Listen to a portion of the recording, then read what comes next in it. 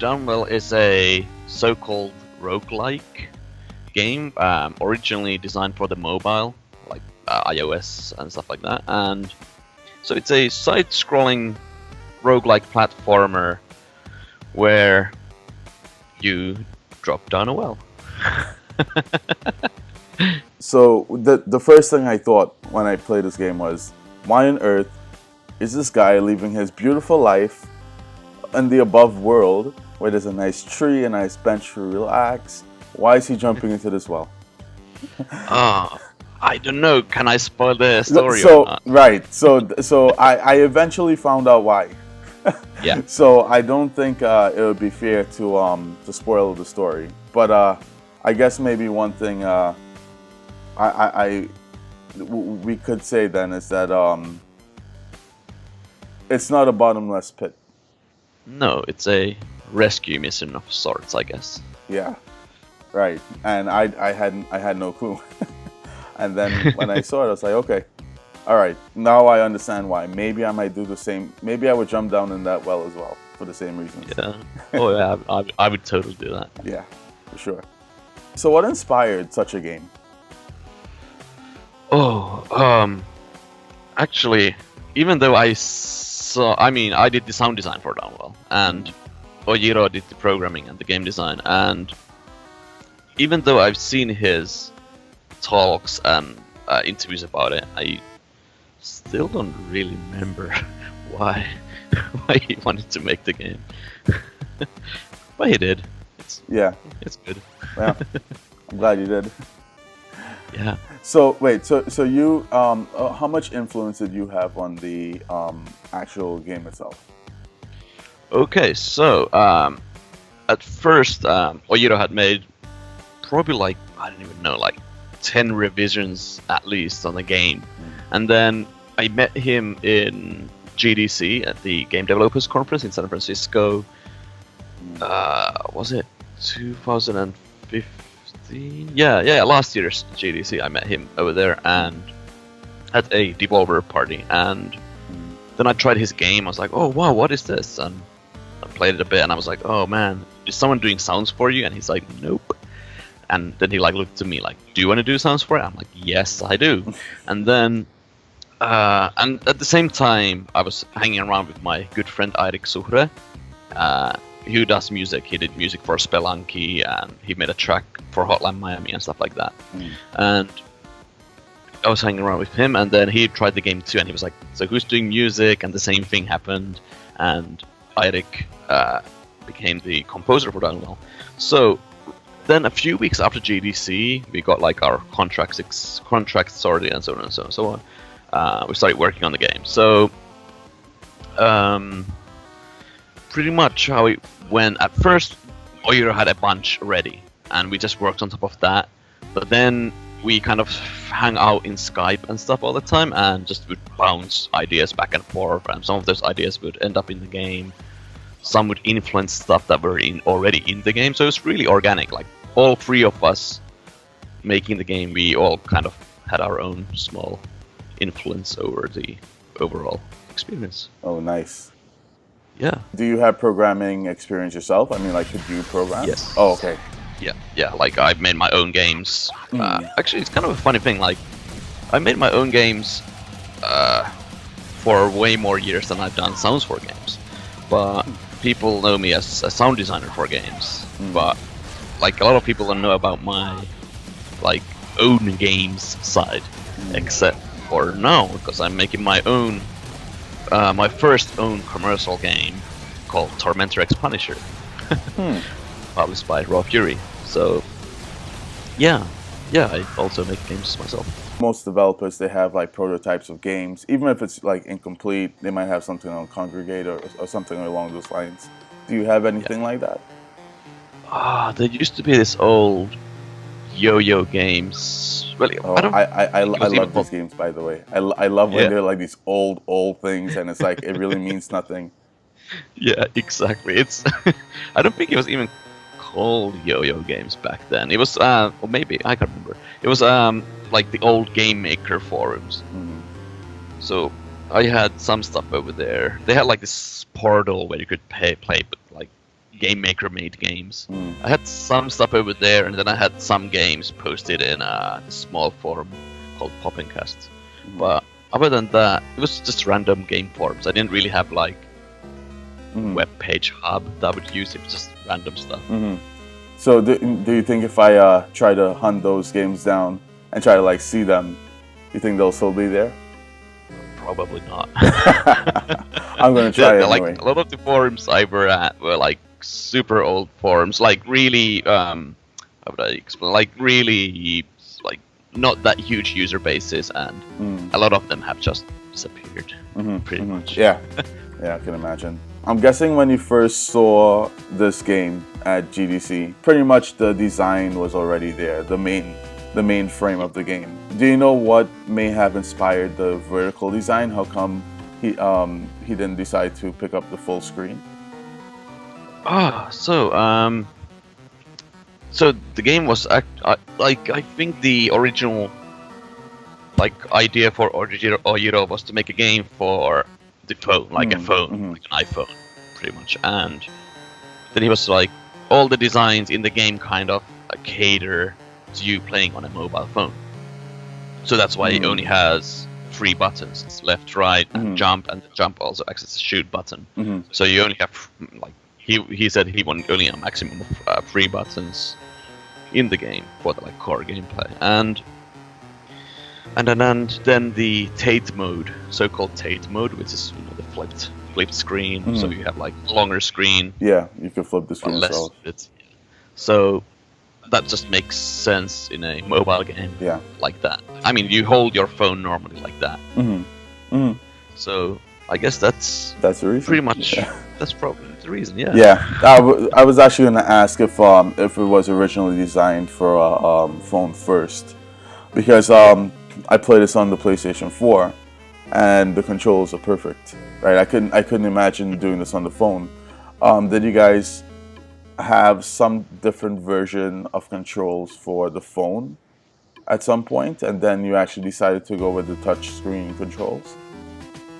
I think it was touchscreen since day one. Okay. I appreciate the full price for the full game, rather than like a free-to-play game or something like that. Yeah, I'm the same. Did you guys consider an option like that? I don't think that. I mean, I don't know for sure, but I don't think that was in the thoughts. I think it was always supposed to be like a premium game, so to say. Okay, good. I think. I can't answer for them, but I think, because we never talked about free-to-play mechanics or anything. It was always about just a game. When you look at this game, it's something about it spells okay, free to play.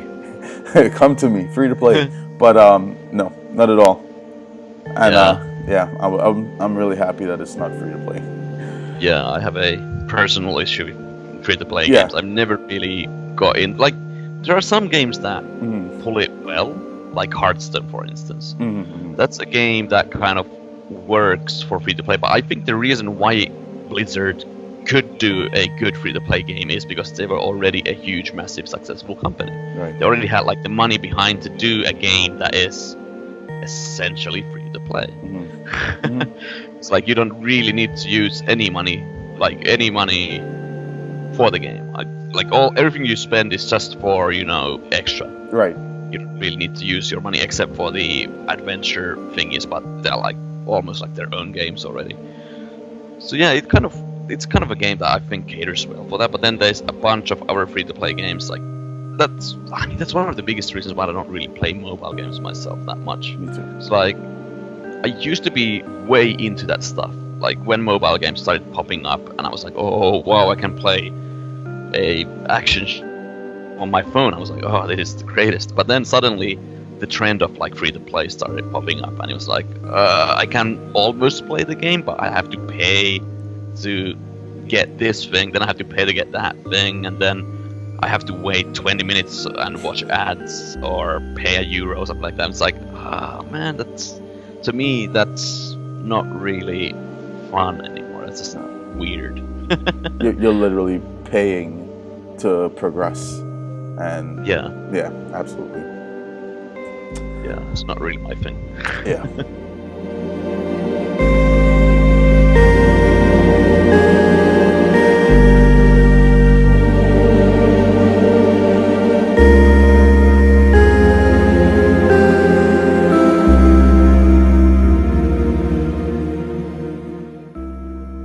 With so many color palette choices, how come the red one was the default one?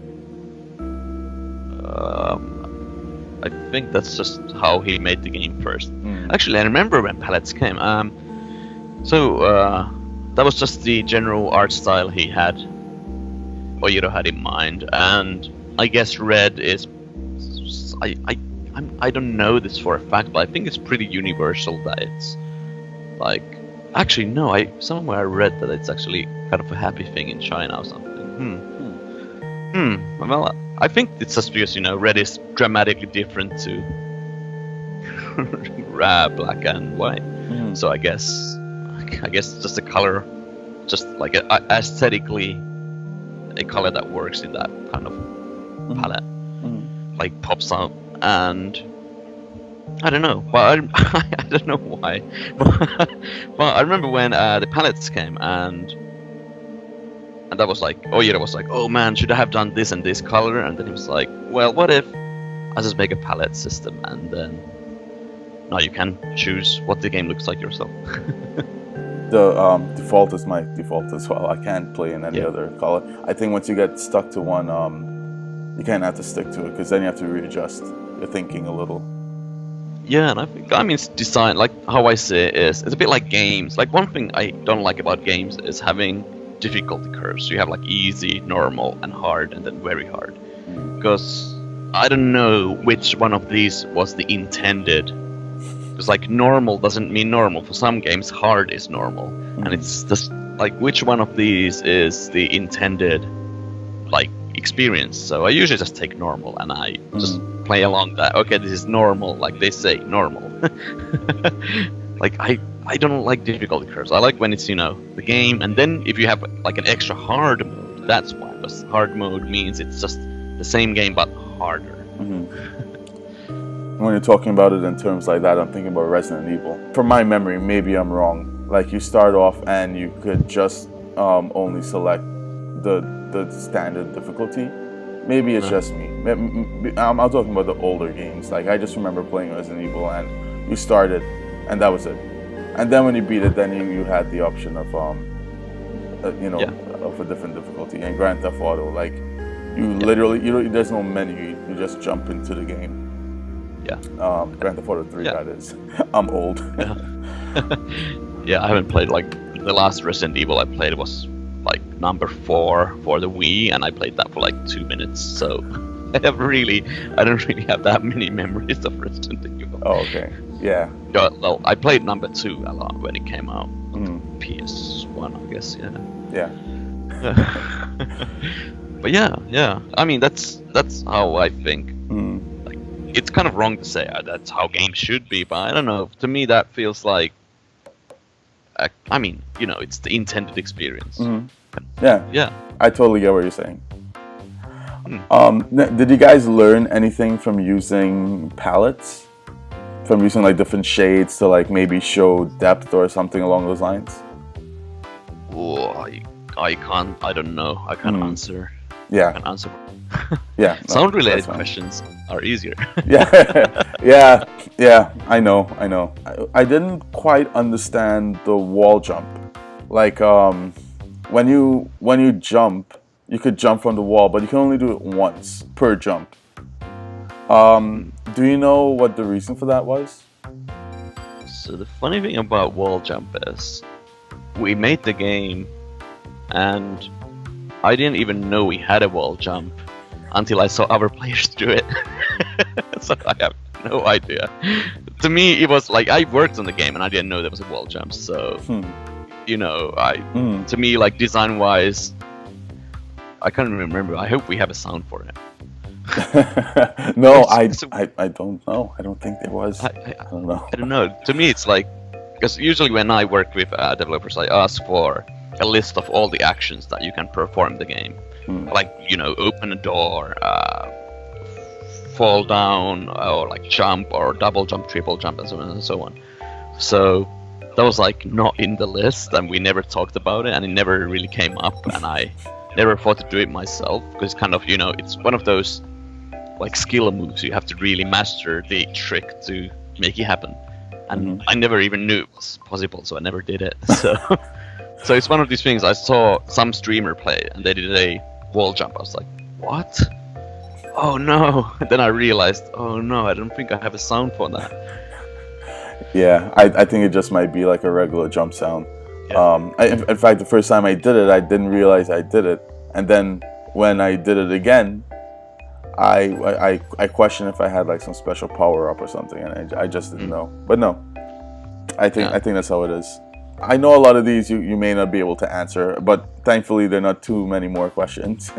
So I mean, you know, I really try to think about the questions I ask. So I'm gonna ask you anyway, and what I could get from it, I'll be more than happy to remain with it. Oh yeah, I mean, it's kind of fun. This is actually way different than a lot of other interviews I've had, so it's kind of fun. It gives me another perspective of answers. Yeah.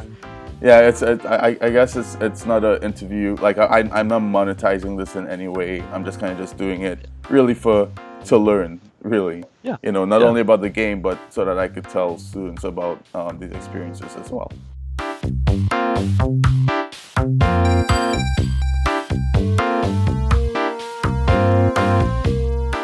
The combo system effectively ends at 25. I mean, it keeps going, but you don't get any upgrades. Yeah, the benefits from it ends at 25. What was? Well, I mean, I could kind of see what the reason for this was, but there's no real incentive to kind of keep going further. Do you know why 25 was the end point? I think this was asked from Ojiro once, and I recall him answering that he never expected anyone to go over 25. Like he was like he didn't expect people to get like so good at the game or something like that. So he was like, he just had it at 25. It's like, there's no point of adding any more. Like, what would it, like, no one's gonna get it or something like that. But people are getting like this is one run where someone gets like, is it 500 combo or something like that? And it's like never expect people something. They like, there's always someone who will. Oh yeah. But sure. Yeah, I guess that's one of those things that it was more of a. It's like 25 is like kind of a rare thing to happen unless... I think he kind of designed the whole system before Limbo, because in Limbo you can get that's the last level set. Yeah. You can pretty much get high combos, but I guess in a sense it also kind of might even work as a balancing thing, where again in Limbo you can get easily like 40 to 50 combos if you just continue going on, but at the same time it kind of makes the game somewhat easier. But I don't know the real reason. Like, that's the reason I still believe in.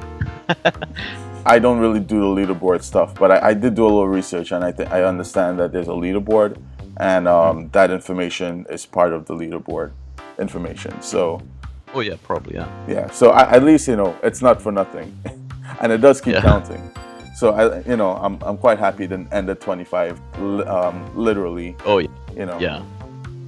Yeah. Well, I highly recommend it. This YouTuber called horheristo, HORHERISTO. He does crazy runs of video games, and his Downwell like run where he never touches the ground until the game like makes you touch the ground. That's impossible. Eventually. I'm definitely I have to see this now. This is incredible. Yeah, that's a clutch moment. You look at it, you're like, oh no, but you know he's gonna make it. But even when you watch it, you're like, oh no, he's gonna no.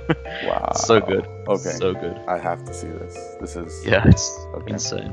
Now, correct me if I'm wrong on this. I'm not sure if this is true, but I felt like there's a balancing system in the game.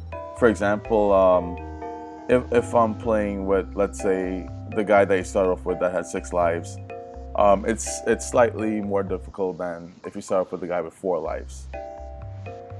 Is that true, or is that just me? I think the game itself is the same. Like, yeah, I think it's the same. I think the game, I think the game just, you know, either you're being really unlucky or. No. Yeah, I thought about it. I thought it was just me, but for some reason, you know, like, I don't know. I felt like it was a little bit more difficult when I chose that guy, but It could be, but I don't think so. I think it's the same, but you know, because it's randomized elements and everything computing kind of affects stuff, so it might affect something in a computing level. But I don't know. You know, speaking about randomly stuff, so I didn't write this question down, but I remember back in the days, not too back in the days, but before folks used to say procedurally generated, it was simply just randomly generated. Is there a difference in what those words mean, or is it just a more precise evolution of just terminology? So yeah, actually, I've wondered this myself. That's been a thing in my mind too. I think this is how I perceive it. Randomly generated means it's generated random, like a level. Let's say you have a level 1, level 2, and so on and so on.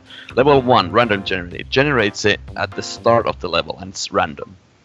Like, you know, each time you start, it's random, like the positioning. But with procedurally, you would, let's say, only see a certain portion of a level, and when you move, it would like generate as you move the level. That's kind of how I see it. That makes complete sense.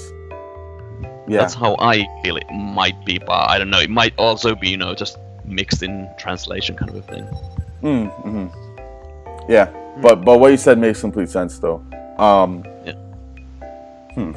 Interesting. Because I'm assuming in the earlier days of gaming, you know, it was like that, where you would generate the whole thing and then you play through it. And I'm not sure when this came in, but then, you know, it just so happened that folks started to actually just not do that. And like, I guess maybe the computer was more powerful and they were able to stream it kind of as you go along. Yeah. So yeah, it makes sense. That's how I think of. But then again, what do I know? Right. It's all speculation. Yeah. All right. So I'm gonna ask this one anyway. But now, you know, after getting a feel for talking to you and kind of understanding the game a little bit better, I could kind of see that there might not be an answer for this one. But different players play in different ways, right? And as a teacher, I'm kind of like thinking different students learn in different ways, or, you know, think differently as well. Was this a casual outcome of just having a variety of tools, or was it intended to like have people like choose their own way and go with it? What, like, do you mean? Like, what do you... Yeah, so I guess that question isn't very clear as well. So I was really just trying to ask if it was just a casual outcome that people that because there's so many tools, people could just kind of choose their way, choose their tools, and kind of get into their own rhythm, rather than you know, just like have them play this certain way all the time. Yeah, you mean in Downwell? Yeah, in Downwell.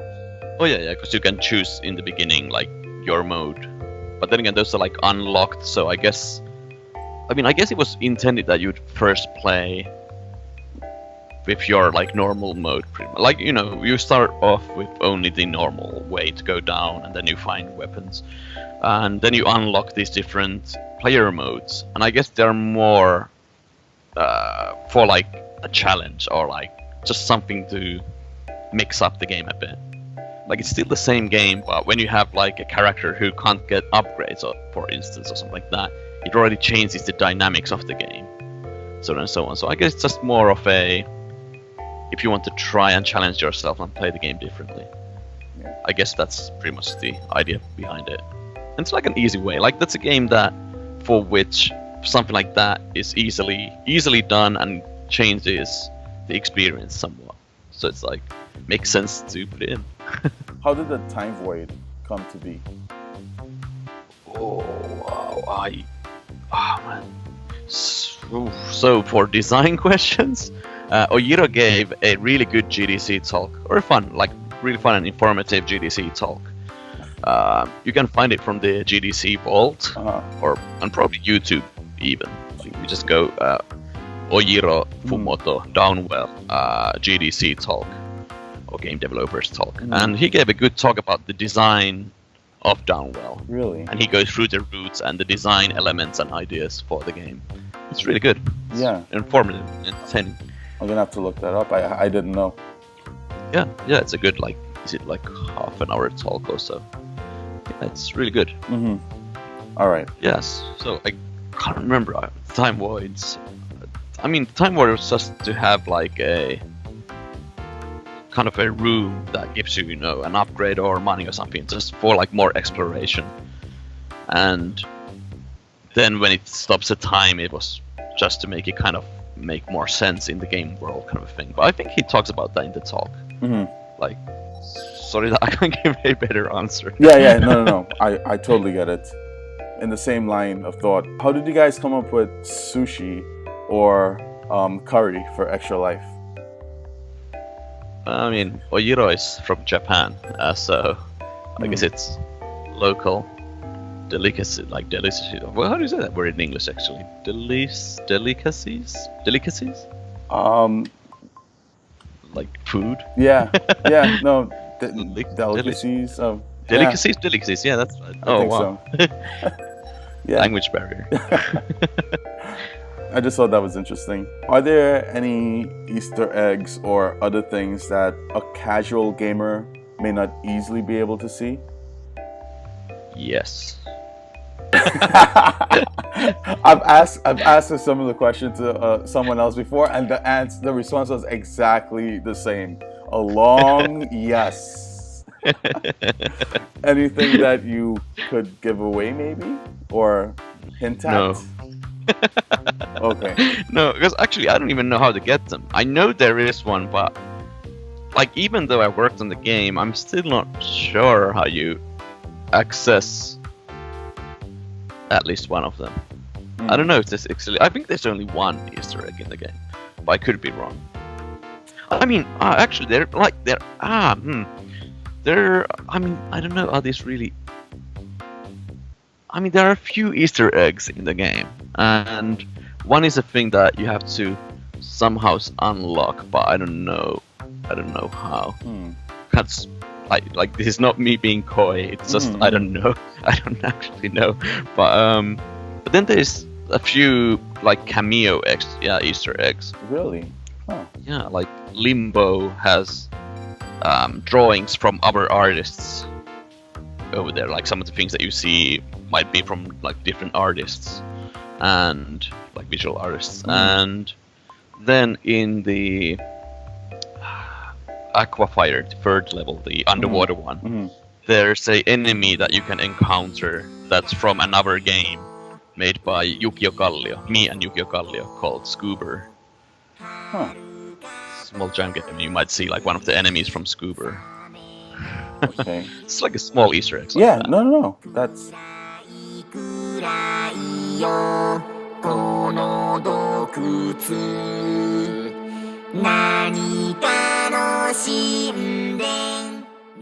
I'm guessing you wouldn't really know about the prototyping of the game, and of course I could take a look at that video that you mentioned before. Do you know if there are like any playable prototypes of Downwell that might be available online or something? I don't know. I don't think so.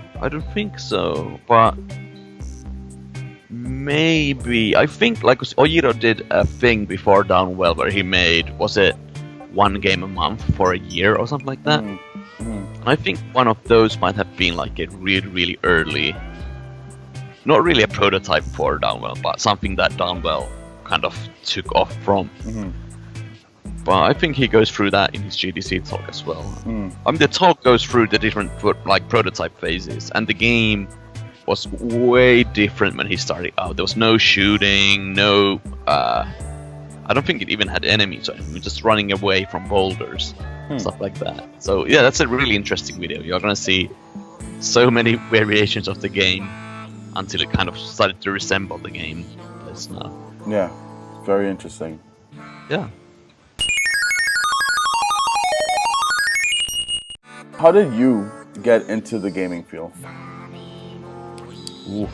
Whoa. So, I mean, I've always, as a kid, I've always enjoyed video games. I always enjoyed making my own, like, pen and paper games because I didn't know how to make video games. So I made my, like, own board games pretty much. It's kind of funny because I don't really play board games that much. But I enjoyed making them as a kid. And then I played a bunch of like Magic the Gathering and Warhammers and stuff like that. And then at some point as a kid, I started to learn. No, actually, first I had a demo CD that came with a demo version of like Click and Play or something like that. It was like this really old, like 90s, like make your own game kind of a thing. Then I started making like really kind of awkward like rip-off games from other games, and then I had a few years of pause of making games, and then at like I don't know, vocational. I went to a vocational school where I did like fixing computers and electronic stuff, and over there we had a course of Visual Basic, which is like coding. Is it like library language? Oh yeah, and then I made like text-based games on that. That was really fun. They were like text-based role-playing games. So I made maps. I kind of learned that from, I don't even know, from my cousin or something like that. And then so Visual Basic, I was like, oh wow, this reminds me of those mud times when I made mud games. And then I made like a few games on Visual Basic, and then at some point I started adding graphics to them. I was like, oh man, this is fun. Then I again had a few years of pause, and then I moved relatively close by to where Yukio Kallio lives. Yukio Kallio is a video game composer. He did music for Nuclear Throne and Luftrausers and stuff like that. And this was back in 2009. Yeah, 2009. I moved next door to him, and then I was like, hey, I live pretty close by. Want to grab coffee or something? He's like, yeah. Then we went to have coffee and lunch, and then we talked about making video games for some reason. I don't even know how we ended up talking about video games, but we did. And then Yukio said that he makes his own games. I was like, oh wow, I used to make games. What do you make games in? He's like, I use this program called Game Maker. I was like, oh man, can you show me how Game Maker works someday? And then he did, and I was sold. I was like, oh man, yeah, I'm gonna do this. And I made so many games from like 2009 to 2011, like pretty recently. That's kind of when I rebooted my game making hobby, and then I made like, I don't know, crazy amounts of games. I went to like a bunch of game jams and stuff. Like honestly, I probably made like, I don't even know, like 100 to 150 game jam games. Oh wow! Just so like small games, because we used to have like. Then I went to like different forums, and different forums we used to have like game jams, which were like, you only have 4 hours to make a game from start to finish. Go. And it's like, oh wow, okay, I only have 4 hours, so you'd make a bunch of like small games, but like working on those 4-hour, 2-hour, even 1-hour jams or weekend-long jams and stuff like that, they just boost your routines. Like you just start creating stuff faster, and when you are in that mindset of, okay, I'll make this, if it doesn't work, it's not the end of the world, I'll just reiterate that later on or something like that. You kind of get that whole thought process of making stuff ready and then fixing it if it's not good enough. And yeah, so I made a bunch of games, and then there was this thing called Indie Beer, which is like independent developers in Helsinki meeting up with each other. It's hosted by Petri Purho. He made Crane Physics and Jesus vs Dinosaurs and like games like that. He made a bunch of games, and he started hosting this Indie Beer thing back in 2012, and then I started attending those with Yukio, and then I've done like outside of like game stuff, I did music and like live mixing of bands, and I made albums and produced like albums with bands, and I played in bands myself.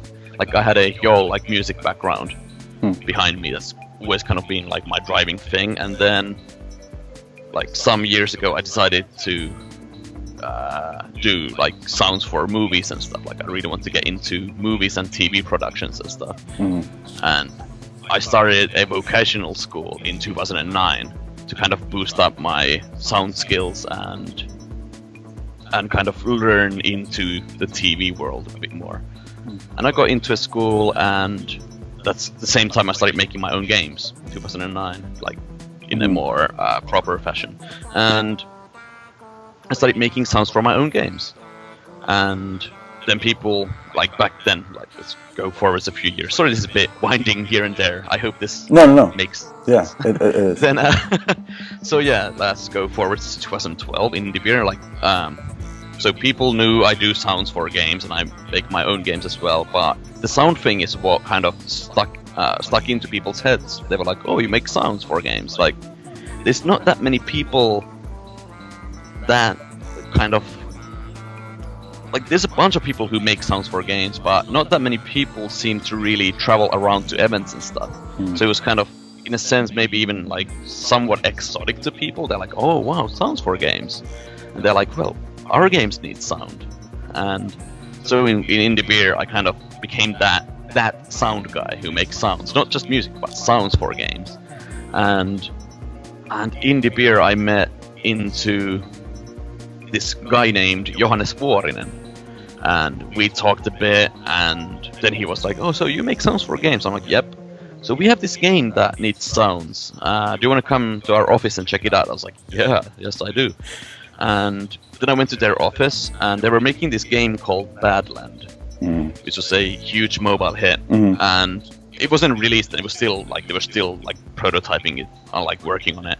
And I made a demo for the game, and they were like, "Yeah, so do you want to work on the game?" I'm like, "Yes, I do." And and then that was pretty much my first commercial game I worked on.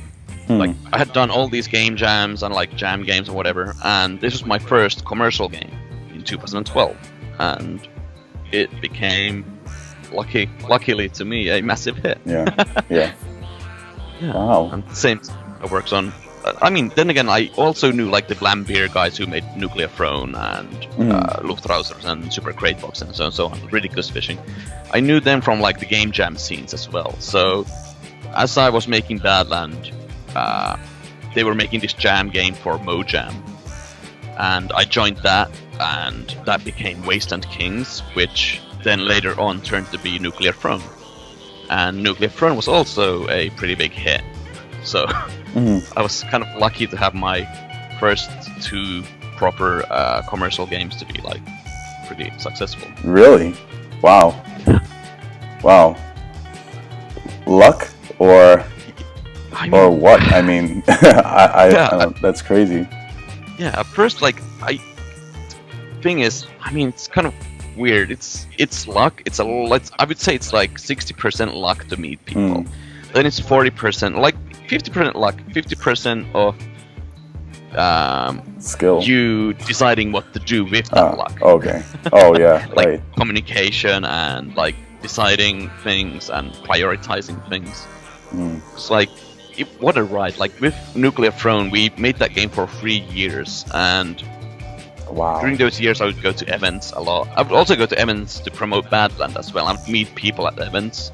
Like while working in Nuclear Throne, I got to work on so many other games just by going to events and stuff. Like I worked on a game called Broforce as well. And those guys I met while showing Nuclear Throne in Florida at Minecon. stuff like that. It's like, you know, it's weird luck meeting people at different events and, you know, then just talking to people and hoping the best. Yeah. Wow. Yeah, it's been a good ride. Yeah, no kidding. That's some story. Yeah. Wow. But it's a lot of work. Yeah. Like, the thing Yeah, is, it's not, you know, just, you know, snap fingers, things are done. It's a lot of work maintaining and like working healthily and stuff like that. Yeah. Like at first I was like just, you know, working on everything full blast. At some point I realized I'm getting kind of tired of stuff, even though I should be enjoying this. So then I started taking weekends off free and stuff like that. So yeah, it's... Oh yeah, you definitely need those weekends off. Yeah. Yeah. Yeah. It's like working out, you know, you can't work out 24/7. You need rest. Yeah, exactly. Yeah. Yeah. Huh. Any thoughts on Nintendo Switch? And would Downwell come to it? Wow, I cannot answer for the Downwell thing. I do not seriously know about that. But yeah, I have no idea. I hope so, but I don't know. Yeah. So the Switch, wow. Any thoughts about it? Like, I haven't seen. Okay, what I can say is I haven't seen it with my very own eyes, so I can't say really anything.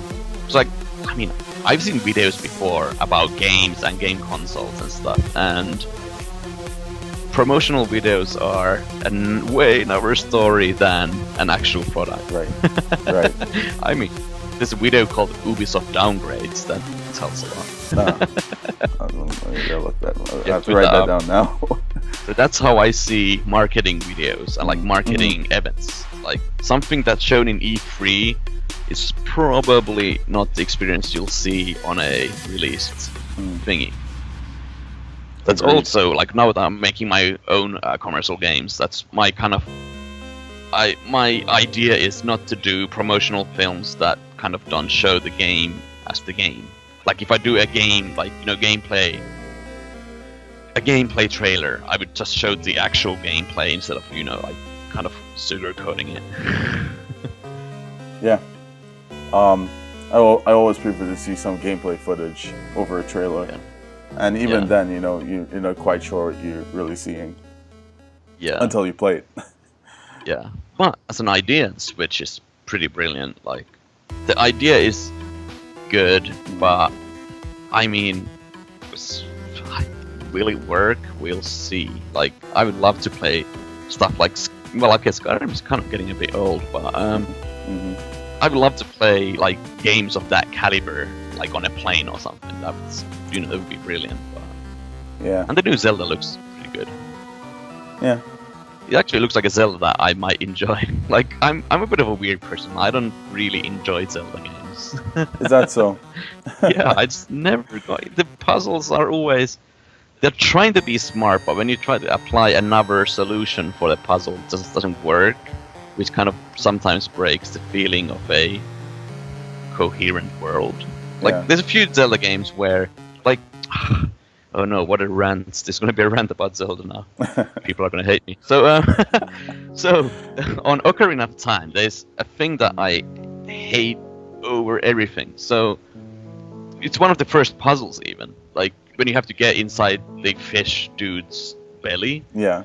Can't remember, something. Yabu or something like that. And you have to bring forth a fish to him to eat, and then he'll, you know, open his mouth and you get in. And there's a fishing place, and I thought for the longest time I just have to catch a fish and then bring that fish to the dude, the fish lord, whatever. And I could never, like, when you catch a fish, you try to go away with it, but then there's someone stopping you, like, you catched a fish and it weighs 2 kilograms or something.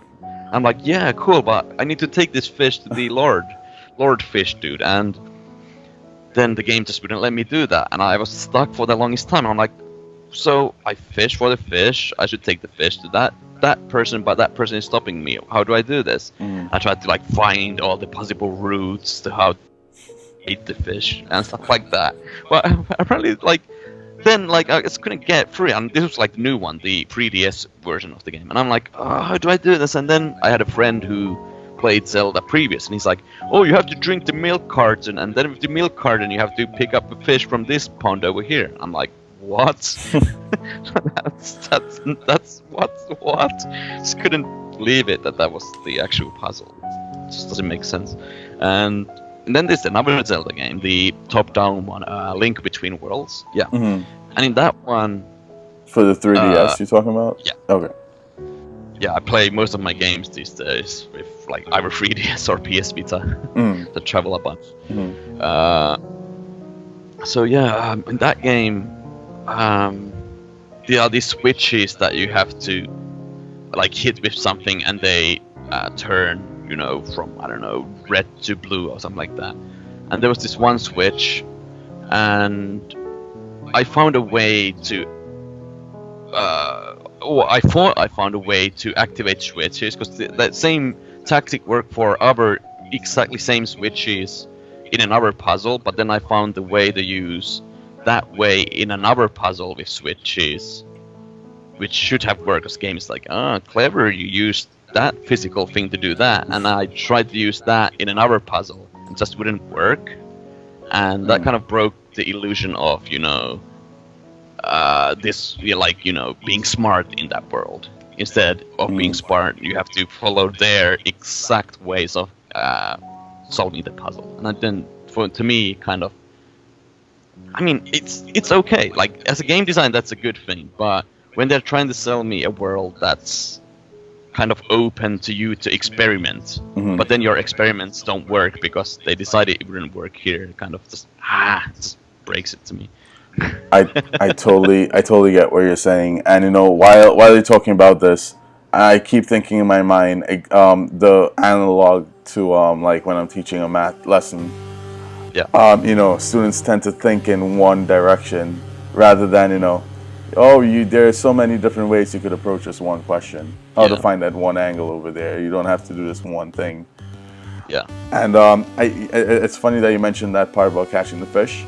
Now, I played this on the Nintendo 64 when it first released, and I think I actually got stuck at that same part, only because I remember trying to catch a fish and trying to get away out of that place with that fish, and yeah, it just doesn't make sense. It's just, I don't know. It's one of, I mean, and that's not the only puzzle. There's a bunch of puzzles like that in the game that just, you know, ruin it for me. And I tried other Zelda games, but I always kind of had the same feeling that there's always, like, they're trying to convey everything to be clever, you know. That was clever, you used fire on a like cobweb and that you get through, but then you try the same thing on another puzzle where it should work realistically. Then the game doesn't register it, and it's like, oh, I came up with this solution, but this solution didn't work. And to me, that's I understand. Like, I don't know. This is something that throws me off. Yeah.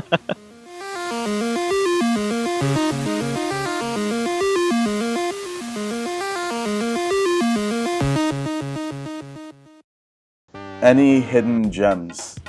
And when I mean hidden gems, I mean like, what are some games that you personally like that most people wouldn't know about? And it could be like from any time range. Oh, now you opened a chest full of games that never left Finland. So, no, those are fine really, I really like old 90s DOS games. Like 90s was pretty much the era that I grew up in. Yeah. I was born in 1987, so my thinking age was like pretty much throughout the 90s. And so that's when I started discovering video games more and more, and I played mostly on PCs. Like, I had a Nintendo, I had a Mega Drive, and I had a PlayStation, but I always kind of was drawn into playing on computers. And like, then just the scene around me, I knew a lot of people who made games or like did music for games and stuff like that as a kid, and I just got really easily into that culture of like looking at people making games and like releasing their own games and then playing those.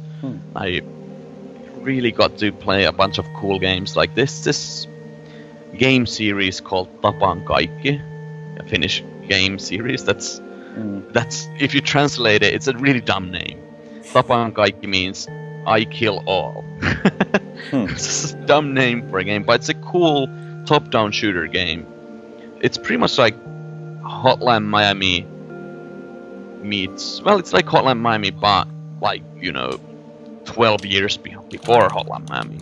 No, 16 years before Hotline Miami and stuff like that. It's just such a cool game. That's an actual release game? Or is that...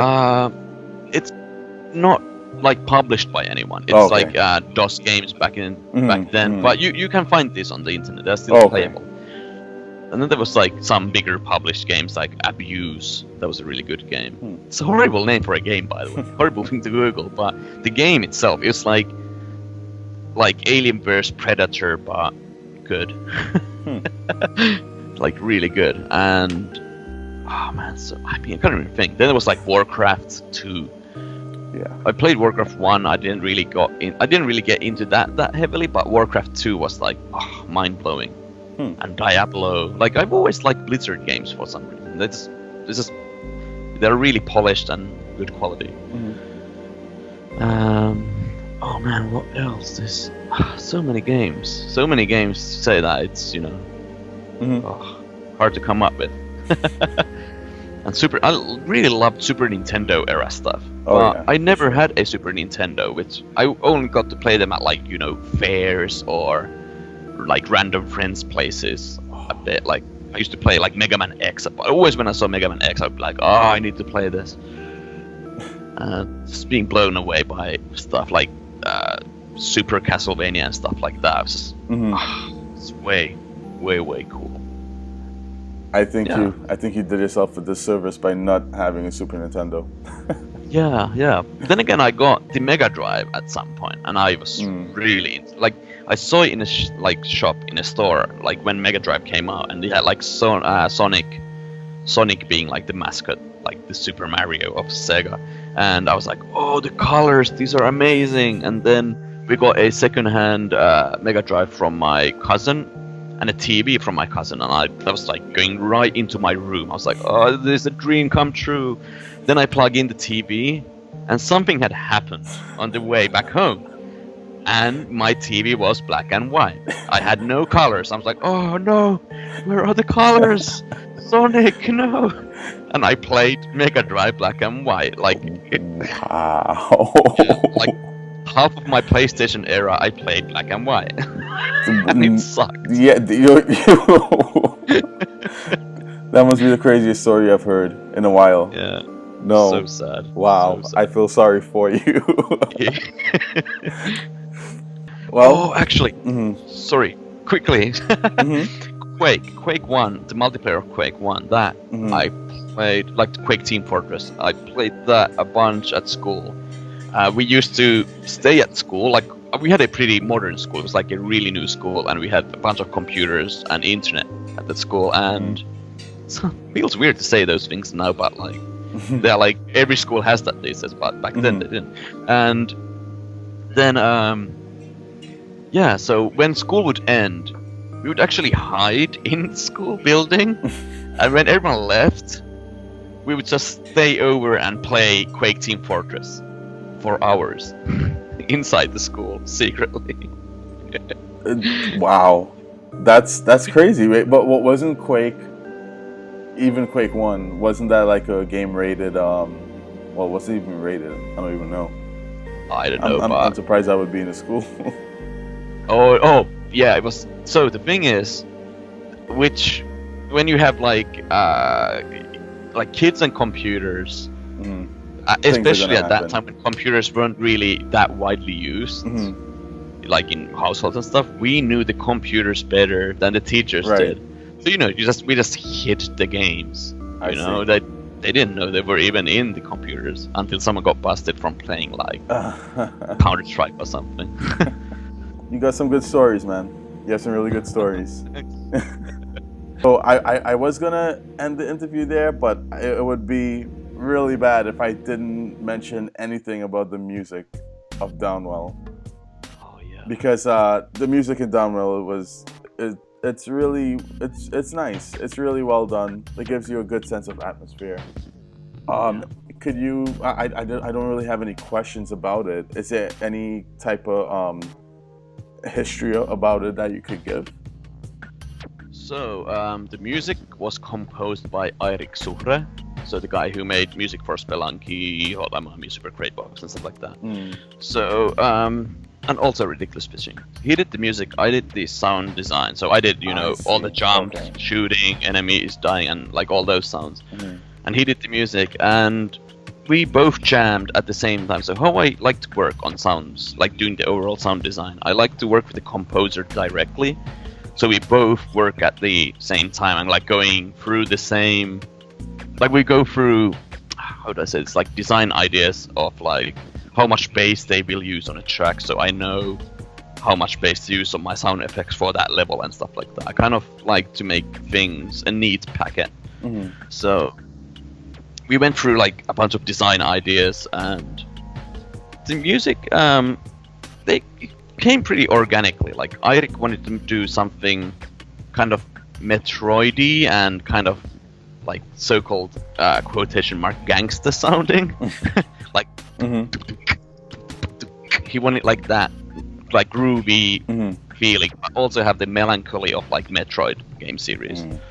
And then he kind of jammed around some ideas, and like me and Ojiro would kind of go like, oh man, this is cool, and could you do that and that, and then he would like give us versions, and we'd be like, oh, that version definitely, and he'd be like, okay, and then he would jam on that. We just for everything, the game design, the sounds, and the music, we just bounced around ideas, and we could all influence each other, and it's pretty free. We could do like, someone could just say, would you try this thing, and then they would try, and it either worked or it didn't. But we all worked with each other, and I think that's why I think you can see that in like Downwell. Like we worked together and we had fun, just creating it. Yeah. Wow. I mean, that's the best type of work environment anyone could have. Yeah. And I think it's just being open, like just being open to the team, and kind of leaving so-called egos at home. Like just working and having an open mind. Like if someone, let's say you work on a game and someone is like, let's say you're working as a composer in a game and someone comes like, oh, could you try maybe adding a violin thing over here? And you're like, well, violin? Oh, I didn't think of that. And then you're like, well, okay, I'll try and see if something happens. And it either works or it doesn't, but like at least you tried that idea to see if it could somehow work. And sometimes they do. Sometimes they just take the whole thing to another level.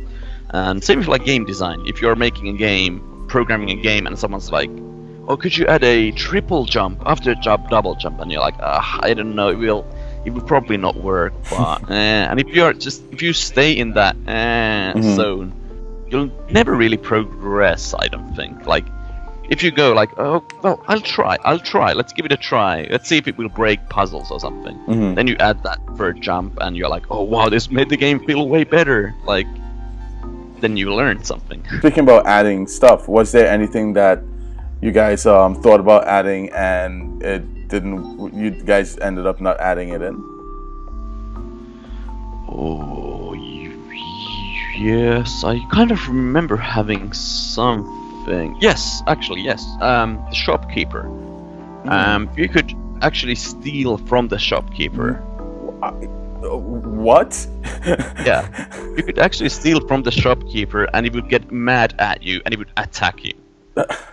And the shopkeeper would, like, it would defeat you. Like, I think you had like a slight chance of winning the shopkeeper, but ultimately the shopkeeper would always win. It would always punish you. So instead of having that, now you just have the shopkeeper looking at you like angrily when you jump over the shopkeeper. But you can't steal from him at all. No. Yeah. You could, like when I played the game the first time, you could steal from the shopkeeper. But you can't now with the finished release game. No, you can't. Oh, okay, good. Yeah. You can jump over the shopkeeper and just look at you with a frown. Yeah. And that's it. So you created the little sound effect that goes with him being mad. Yeah. Yeah. Yeah. Yeah. That's very cute.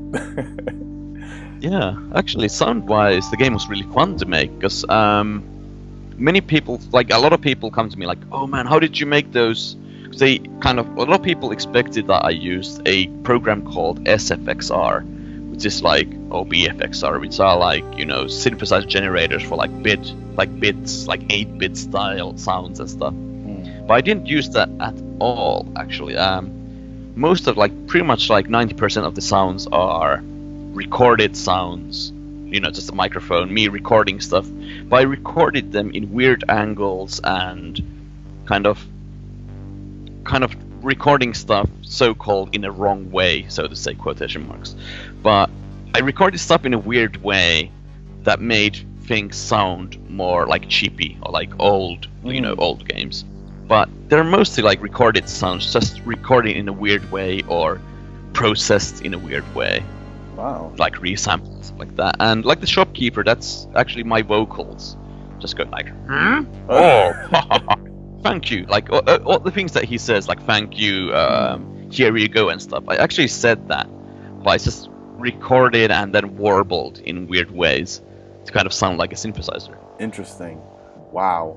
Yeah, I would have never thought about it like that. I really thought it was definitely something chippy-ish, synthesized in some way. Yeah, it's just real oddly recorded. And then for a lot of sound effects, Eirik would record me a bunch of weird sounds out of his Game Boy, and I would use those as the top layer of a sound. So that kind of gives the sounds a more rich, heavier, and more meaty sound, but it also has that kind of Game Boy / Nintendo vibe to them. So yeah, it was fun. Yeah, really interesting.